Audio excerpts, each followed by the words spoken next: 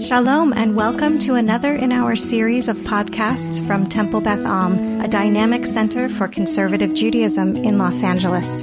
This is a recording of Rabbi Avi Havivi's weekly Siddur class.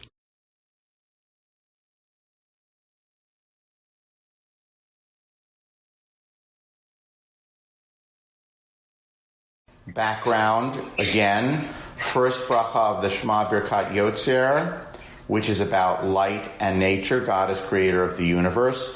God's rachamim, or womb feeling, compassion for us, is evidenced through the light, the cycle of nature. But the us in Birkat Yotzer is, of course, the whole world. And then in this paragraph, Ahava Rabbah, the second blessing of the Shema, God's rachamim, womb feeling, compassion for us is flows to us, I'll say, through relationship, and the manifestation of that relationship is instruction, guidance, Torah, and the us in this paragraph, of course, is the Jewish people, because the Torah is for us rather than for the whole world. So we have universalism in the first blessing, more particular in the second blessing. They're both embodiments of God's compassion. God relates to us as creator. In first blessing, evidence for that is the light. In the second blessing, God relates to us in relationship through love, and the evidence of that is the Torah. I just want to point out to everyone that Torah means two things. Well, it means at least two things. It means the Torah, right, a particular book, and it also means instruction or guidance. Actually, in the Torah itself, in the Chumash, the word Torah almost never refers to the Torah with a capital T. It almost always refers to instruction or teaching. The other thing I want to point out, I think someone said this, Vered must have said this a couple of weeks ago, that the root, which relates to Ahava Rabbah, the Hebrew root, which is the root of the word Torah, is also the same, which is the root which means instruction or guidance, is also the same root which means parenting. Is that correct, Vered? Right? Yes. So the root is Yud Resh Hey. Right. Yara, which means to throw with a directed kind of throw, which thus ends up meaning, I think, guidance or directing. Also, the word moe. Yeah. Yes. Comes from it. So I take it back. Parenting probably doesn't come from that. Parenting probably comes from hey, resh, hey. I take it back. Okay. So it's the word that means teacher, guide, like when you go to Israel, your guide is called a more derech, which means the path instructor, right? Journey instructor. And it's the same word that means to teach. And that's the root of the word Torah. So Torah literally means teaching or instruction. Instruction or guidance. Isn't that a rabbi can be yoreh, yadim, yadim? Correct. It means to give instruction. Is this verb. To give instruction, right? Okay. To give instruction. So this is all background. I'm now going to just retranslate the first half, or sort of 5/8, and then we'll get to the new stuff. With a great love you have loved us, Hashem our God. With a great and abundant mercy you have mercied us. Avinu Malkeinu, our parent, our sovereign, for the sake of our ancestors who trusted you, because you taught them laws of life, chukei chayim, or eternal laws. Kein techonenu ulamdenu, so may you also be gracious to us by teaching us. So you taught our ancestors. Please also, you were kind to them to teach them. Please do the same thing for us. Teach us. Avinu ha'ava rachaman, I will now translate with gender. Our Father, the womby Father, who is womby, have womb feeling for us. Rachem aleinu, have compassion for us. And we talked about this a lot last couple of.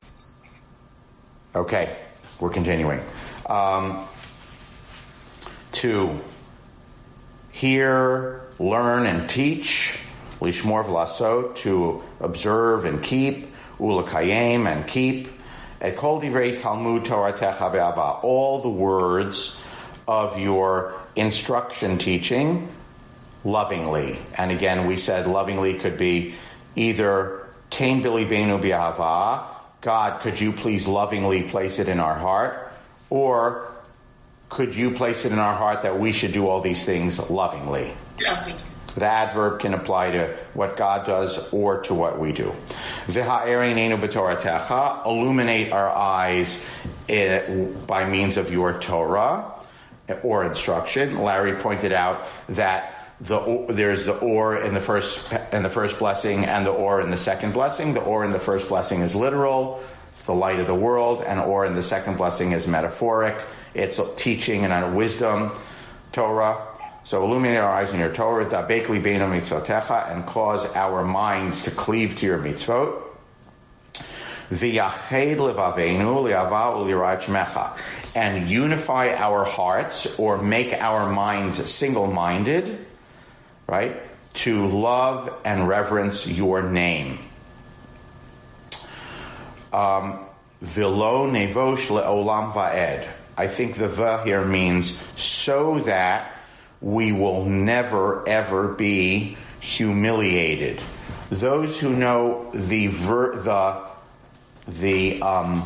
version of this from the song, V'ha'ereneinu b'toratecha, which I suspect comes from like the Israeli Hasidic Song Festival in 1960-something. Who knows where that melody is from. But if you know that one, then the words are a little different. It's V'lo nevosh, V'lo nikalem, V'lo nikashel, le'olam va'ed. So there's 3 different verbs, and that's because that is the Sephardi version of this paragraph. In the Sephardi or Mizrahi version of this paragraph, it says V'lo nevosh, V'lo nikalem, V'lo nikashel le'olam va'ed, which means so that we will not be humiliated. V'lo nikalem, and we will not be humiliated. It's just sort of a nikalem and nevosh mean sort of the same thing. V'lo nikashel means to stumble. Okay? So that we will never be humiliated or stumble ever. So basically, this idea is if we are single-mindedly devoted to love and reverence God, presumably because we have studied Torah, then we will never be humiliated, or maybe a weaker version of that is at a loss, overwhelmed, never be overwhelmed or stumble. Now I just want to pause and say, what does that mean and why might that be? Like, does that mean nothing bad will ever happen to me? I'll never be confused and upset? And obviously can't mean that, because that would seem to imply that, if you study Torah, it's like a 100% shield against, everything. But obviously it can't mean that, because even people who study Torah have all sorts of things that happen in their life. Death, disease, poverty, pandemic, etc. So any thoughts about that? Is that a Meyer? I guess I think that bringing the root of the word Torah to parenting, to me, helps me so much. Yes. In the sense that every parent, we would say, this would be a prayer that we would say for our kids, right? Yeah. All the things that we wouldn't have to come to them. And it's the same thing, I think, that, again, Avinu Malkeinu. So it's like are you saying it's like a hope? Yeah. Got it. So not literally, if we study Torah, none of it will never be humiliated or stumble, but rather it's aspirational. It's a hope that it gives us the guidance so we never be humiliated or stumble. Okay, good. That's one thought. Other thoughts? Vered? Maybe towards the other people. Go ahead. So that we are bechira, so we are, they cannot look at us the other people, the Goyim, the other nation, and be humiliated in their face regarding our belief and emunah. Okay, got it. It's sort of the flip side, by the way, of stuff that we are reading now in Sefer Dvarim in our weekly Torah reading. I don't know if we read it last week or next week. It's over and over again. Moshe says it, that other nations, because if you keep this Torah, other nations will look at you and they will admire you. They will say, Rak am chacham v'navon hagoy hagadol hazeh. Wow, this is a wise nation that they have this Torah. Okay? Jonathan? What does nevosh mean again? Be humiliated. Shame. A shame. Here it translates, we'll never be brought to shame. That's a good enough translation, to be ashamed or humiliated. That's what I wanted to ask you, Avi, is David. What does it mean that if we do this, we don't have shame? Well, that was my question. You can't answer my question by asking the question back to me. I'm a rabbi. I can do that now. Okay. I mean, what does it mean to have an absence of shame? Because that's something that's so prevalent in Jewish prayer. That we should not be shamed either by ourselves or by our family or by others or by God. And I don't know. I just find it's very powerful that when we pray this, that we have a not the bad shame, like we're shamed by others, but a sense, I don't know, the bad part of shame, like where we feel that, what is the bad part of shame? The bad part of shame is, it's a bad emotion to have that takes a long time to work through because it's not a productive emotion overall. Okay, you're getting very psychological here. Well, you're a psychiatrist. Yeah. Okay. By the way, in Judaism traditionally, where are you never supposed to have shame? Where are you supposed? There's times that you have shame. I'm just. But where are you supposed? But where are you supposed to have shame? Before God. Before God, yeah. Like in Tachnun, you say, "Hey, man, I'm nothing. I have nothing." Right? Yeah, I'm nothing. It's not because I got something, I got nothing. Right? So this is saying, I think, but we should never be shamed. It doesn't say it, I guess, explicitly. I have always assumed it to mean we shouldn't be shamed in front of other people. Well, If I live, I think it's saying, if I live according to Torah, again, you can disagree with this premise, but I think the premise is, if I am a ben Torah, if I live according to Torah, again, it's not just, now we're talking, we said, lishmoa, lilmod, lamed, lishmor, v'lasot, ulkayem, right? It's not just, I read Torah. It's, if you live Torah, if you hear, are wise, learn, teach, and fulfill Torah, then there's no shame. No matter what happens, you won't be ashamed. And I guess I'm posing the question, why might that be? What's the paragraph trying to express? Meyer, you want to try again? Or some more? Yeah, I was also thinking that shame is having judgment by others. Yeah. And if you grow in your learning and you develop confidence, then you aren't going to suffer from the judgment of others so much as the judgment of yourself, which explains also why you have shame in front of God, because there you are sitting in judgment. Okay. And also, David? I guess going back on what Meyer just said, I mean, the idea of shaming yourself, it takes years to work through the self-judgments that we put ourselves through. So one of the ways, if Torah is allowing us a path to not feel that way, it can open us away from judging ourselves so harshly to, again, psychological, to be able to be more open to being in the world as it is, not the world that our minds create for us. And I think the idea is Torah gives you instruction in what to do and how to live. So we could simplify it and say, well, I'm going to be very simple about it and say, well, if I have guidance, if there's guidance that helps me choose the right thing, do the right thing, right? If I may quote the name of a movie, which is shockingly contemporary. My family and I would just rewatch Do the Right Thing, the Spike Lee movie about a month and a half ago. I think it's 30 years old. And it's just shocking how I encourage people to rewatch it. It could have been like ripped from the headlines today. Right. And read James Baldwin's 1963 article in the New Yorker. It could have been written yesterday. Got it. Good. Thank you.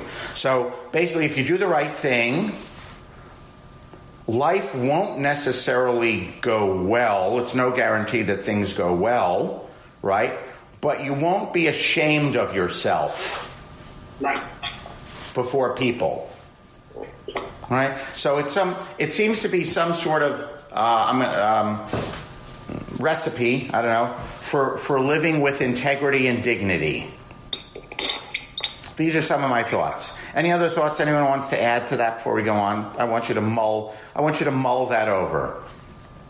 David Novak, sounds like David's been mulling it over for a while. So this is worth mulling. We're not going to answer today. But what does that mean that if you embody and live Torah, then there's no shame or humiliation? Okay. Ki v'shem kodechecha hagadol v'hanora batachnu. Well, this could be an answer to my question. Because we trust in your great and holy name. Nagila v'nismecha b'shuatecha. We will rejoice in your salvation. Or the implication is we will be able to rejoice to actually see your protection or saving. Deliverance, that's a nice enough word. Okay. But again, I want to raise the issue like, I don't know, is that really literally true? Like, I don't know, like not for the people who went to the gas chambers, right? That it didn't turn out that way, who might have davened this every day or not. So does keeping God's words and worshiping God's holy name, does that actually really bring deliverance? Is it just aspirational? Does it mean something else? Is it a lie? Just want to raise all these questions. Paul, unmute. I don't have an answer, but it does sound aspirational to me. Just like, I'm kind of stuck on that morbid example you just gave us, but it still seems like it's clinging to some. It's more of a hopeful, clinging to hope. Yeah. I also wondered, for those with better Hebrew, if Avi, if you could, the distinction between Gila and it's sort of joy versus happiness. Nagila v'nismecha. What's the nuance there? How's that not redundant? Yeah. Well, if you wanted to know the nuance, you'd have to look at some psalm which uses the two things as parallel verbs in two halves of the verse and say, is there some difference? I don't have an answer. Vera, do you have an answer? I normally translate Nagila from the word joy. Yeah. To be joyful, and Sameach means to be happy. So it's like we also said, that we can read this as poetry, and sometimes in poetry, to make it, then they do the same verbs in different, the same idea, they put rhymes, they put the same verbs to make it more. But Nagila is to joy, and Sameach is to be happy. It's a good question, Paul. I don't think here it has some thrust to it. I don't think it means like, there are two kinds of joy. Although, of course, any commentator would say, by the way, commentators don't believe in parallelism. Traditional commentators don't believe in the poet just has two synonyms and he likes to use both words. They would never say that. I'm sure traditional commentators will say, Gil is this and Simcha is that. But I'm not sure that it really inherently has some thrust here suggesting that if you do this, you will have two different kinds of joy, of rejoicing that are different from each other. But I'll mull that over. Okay. By the way, I want to point out that both times here we reverence God's Shem, name, and we will trust in your Shem, in your name. And there's a lot of times when we don't talk about God directly, right? It doesn't say we'll trust in you or reverence you. It says we'll trust in your name, reverence your name, and I just want to float that out there as what does that mean? If God's name is very often used as a placeholder word meaning God, but it doesn't mean God, and it could mean God's reputation, God's essence. The name is the essence. I just want to put that out there. It comes from the Torah. I'm not sure. I'll get you in a second, Larry. I'm not sure the Siddur understands it the same way as in the Torah. Where it comes from in the Torah, like a big place. Again, we're in the middle of Dvarim, Sefer Dvarim. The theology of Sefer Dvarim, Deuteronomy, generally says God came down from on high. God gave us the instruction, and then God went back to the heavens. And what is left here of God are two things: God's Divarim and God's Shem. God's words or teaching and God's name. God went away. God is in the Shemayim. You can pray, and that goes up to the Shemayim. And so Shem is sort of somehow some residue of God's presence on earth for Deuteronomy, because God isn't actually present on earth. God is up there in the heavens. Now, I don't know that the Siddur understands Shem in the same way, but I just want to sort of point that out. It could have said, Le'ava u'yira otcha. But it doesn't say that. It says, Le'ava u'yira et shemecha. Okay? And it could have said, Ki bicha batachnu, which it does say other places, right? But it says, we batach, we trust in your Shem. Larry, you want to say something? Yeah, you may have to take another week, but I won't take time. But what you said about not using two different words, I forget how you concluded it. It strikes me that this whole prayer, this whole blessing, is a word puzzle. I'm just struck by. We started off talking about the double use of Ahava, Ahavtanu, and then Chemla, Chamalta. And then there are a whole series of combinations of words throughout. I won't mention them all.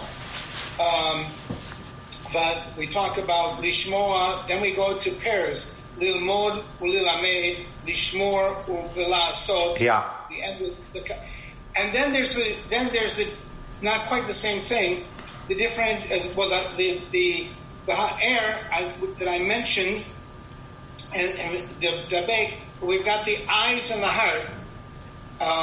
Both are knowing organs according to tradition, which is another line I like to go over. It just seems to me that there's like almost no spare words here, and we go back to use of words and different forms of words for a reason. I haven't figured them all out or even come close, but I think that every word in this particular prayer is there for a particular reason. There's nothing extraneous. And I guess I would respond to that by saying, so I'm going to just overly simplify what you said. You said in a very thoughtful way. I'm going to overly simplify and say this is a very poetic description where words are chosen carefully meant to illuminate, which feels to me, my reaction to what you're saying is, which feels to me different than the first bracha, Birkat Yotzer, because in Birkat Yotzer, all the author needs to do is actually talk about the world.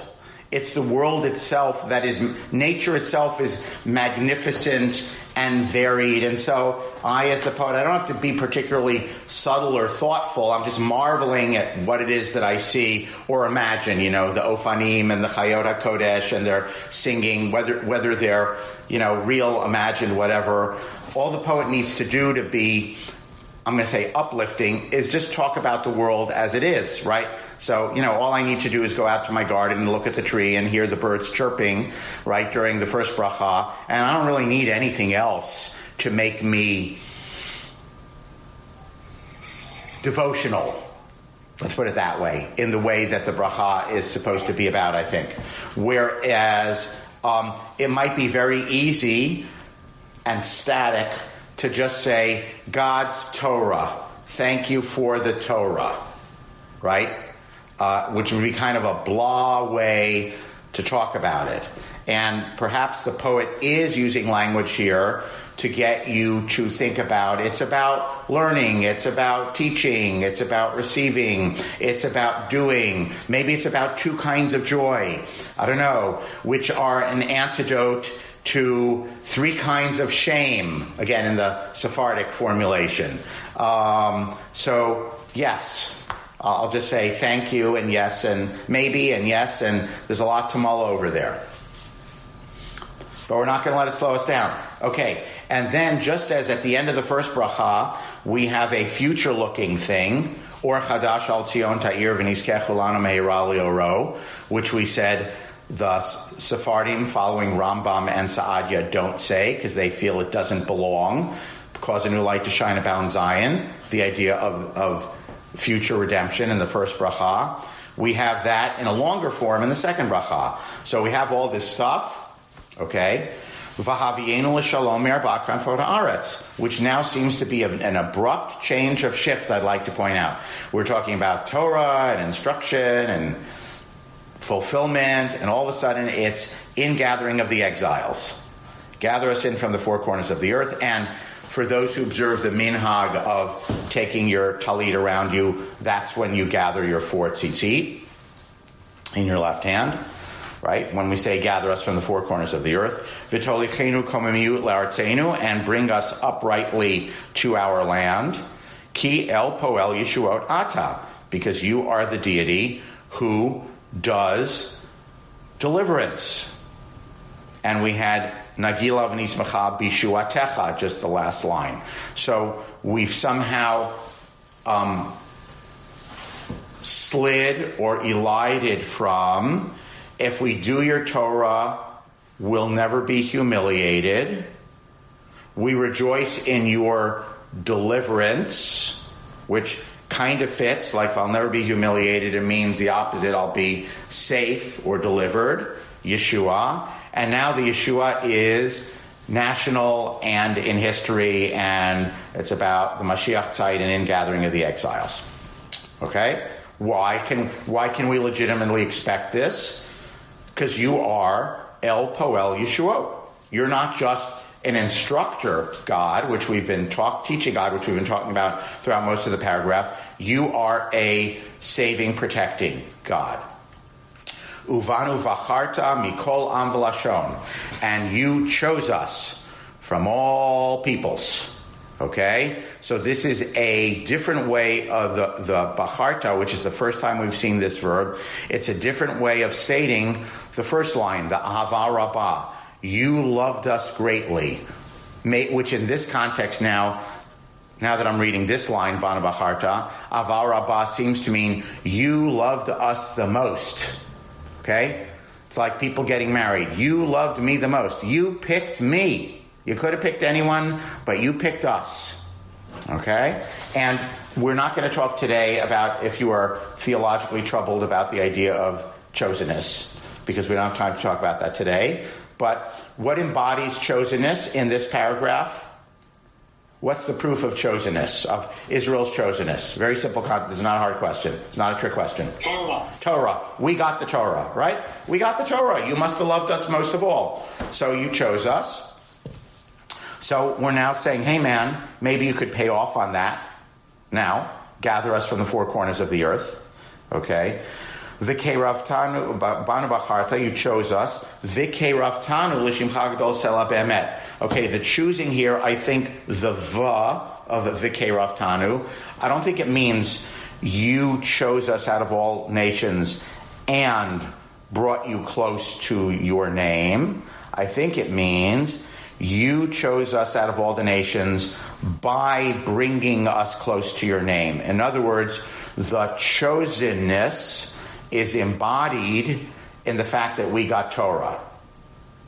Meaning, the chosenness is not embodied in we are intrinsically better or we did anything. Again, Deuteronomy says it's not because you're the biggest, it's not because you're the strongest why I chose you. It's just because I fell in love with you, because your ancestors were loyal to me, so I made a promise to them.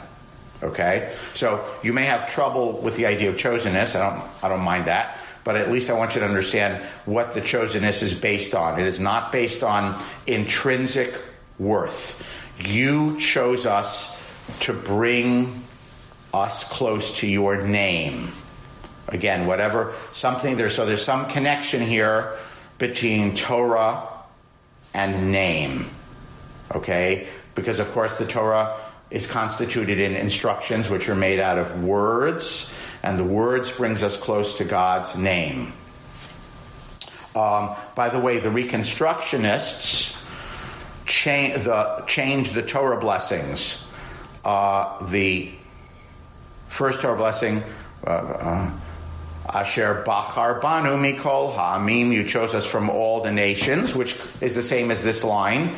The Reconstructionists say, Asher Kirvanu La'avodato. Baruch Atah Hashem Hamorah,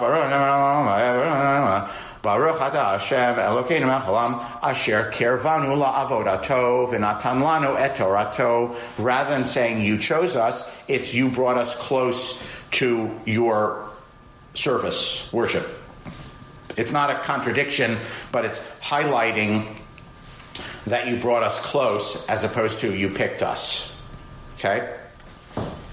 So they picked the second half of this line rather than the first half. Why is there lashon is a good question. You picked us, Larry, who would have to say every word is picked, for intentionally in this would have to have some reason. You selected us from every nation and language, right? Is it just kind of a poetic redundancy, or is it something about, is it hinting at Torah, which is given in Hebrew, which is seen to be the holy language, and the 22 letters of the Hebrew alphabet underlie the whole construction of the universe in Kabbalistic thinking. So I don't know.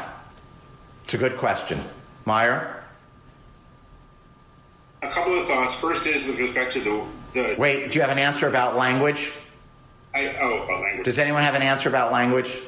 It's a good question. It seems like, this didn't really sell it to me. You could have said, and has lots of synonyms, right? There are lots of, Mikol HaGoyim V'chol HaAmim. Could have said that. Larry?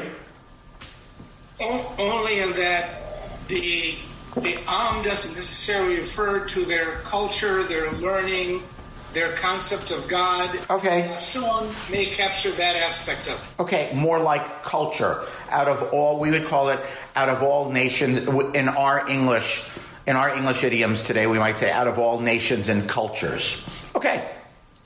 All right, good. And I don't think I can think of some rabbinic Hebrew word that would really be the equivalent of when we say, Jewish culture, Torah culture. I don't think there's another obvious word that we would use. I mean, there is in modern Israeli, but not in rabbinic Hebrew or biblical Hebrew. Okay, Meyer, you want to say other things? I want to say with respect to the word name. Yeah. Isn't it also part of the second commandment in the way God refers to Himself? Yes. I think that becomes an important part of that. And the second thing is a part of this whole is a great intro, I think, to the last piece, because ultimately it's about salvation and what it is, and it seems like there's a bilateral relationship. We do something for salvation, and then so it's not automatic. It's not like something that we just get. And what we're basically praying for, I think, is that we're going to be able to follow in the footsteps appropriately, and that we pray that we'll be able to rejoice in salvation. It doesn't say, because could also be when, right? He could also be when we have trusted. Yeah. So not necessarily because we trust. Or if we have. Yep. If we have. Yep. Good. Okay. Michael Harris. Yes, I have a couple of comments on the exact same two things that were just brought up. First of all, I like the use of the word shame because it's a level of abstraction away from God God himself. And since we cannot see God and God is incorporeal, it reminds us of that every time we say shame rather than God. Good. I sorry to interrupt. I just want to point out that also what God has given us, the way we relate to God, is an abstraction, right? Because what God has given us, the Torah, is instructions which are words, okay, which are an abstraction also. So we relate to some abstract aspect of God. None of us gets to see God directly or shake hands or anything like that. God doesn't force us to do anything by grabbing your hand and making you right. So God relates to us through an abstraction, language, okay, Torah, instruction, which is through language. And this is our way of accessing some abstract aspect of God, given that Judaism believes that you can't access God directly. Michael, go on. Sorry to interrupt. With regard to Nagila and V'nismacha, I think of happiness as being an emotion and it's internal, and I think of joy, certainly rejoice, as being an outward expression. So I think it's suggesting a feeling of happiness and to show it. Okay, good. So you gave us all this stuff. If we keep it, it'll be good. Bring us from all the four corners of the earth because you are the Savior God. And you picked us, right, out of all the nations to bring us close to you.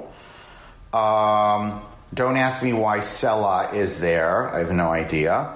L'hodot lecha u'yachedcha bi'ava. So what happens when we are brought closer? What are we supposed to be doing? We are acknowledging you, l'hodot. It's the same as the word todah rabbah, thank you, but it really means to acknowledge, okay? We acknowledge you and unify you, whatever that means, lovingly. So this is clear now. Who's doing the love in this one? We are, right? So it's reciprocal love. God loves us by giving Torah. We're supposed to love you back by acknowledging, worshiping, and unifying your name, or unify you. Now, presumably, liachedcha, to unify, has something to do with what we're about to do in 5 seconds, which is we say, Shema Yisrael Hashem Elokeinu Hashem Echad. We are unifying God's name, and now I'm going to be non-Kabbalistic. Okay, Kabbalistically it would mean, you're combining the Yud K with the Vav K, the male with the female but I think in a simpler level it means to proclaim God's unity, right? Which I think means, again, to proclaim that the forces that underlie the running of the universe are one. Okay, that's the anti-pagan statement. Not that there are forces fighting against each other and that it's chaos, right? Or a struggle between good and evil or light and dark or anything like that, but rather one fundamental unity underlying it all. So, Baruch Atah Hashem, Habocher B'Amo Yisrael, you selected us lovingly. Okay? So, again, what's clear here is that there are two, I don't want to say they're not synonyms, but parallel concepts. The parallel concepts are bichira, chosenness, and ahava, love. Okay? And we start with ahava, and we close with ahava, but the embodiment of ahava, the embodiment of God's relationship to us, is God picked us to give us the Torah as our guidance. And we are saying it could either be factual and predictive or aspirational, that if we live Torah, right, which is our mission, right, that's why that's how we were brought close to God, by being given Torah. If we live that, then we will not be, will not stumble, we will not be humiliated, and again, statement of fact, future prediction or aspirational, and we will be gathered into our land, right? And saved. You have been listening to another in our series of podcasts from Temple Beth Am, a dynamic center for conservative Judaism in Los Angeles. If you enjoy these podcasts, we invite you to write a review on the Apple Podcast site or wherever you get your podcasts. For more information about Temple Beth Am Los Angeles, go to tbala.org.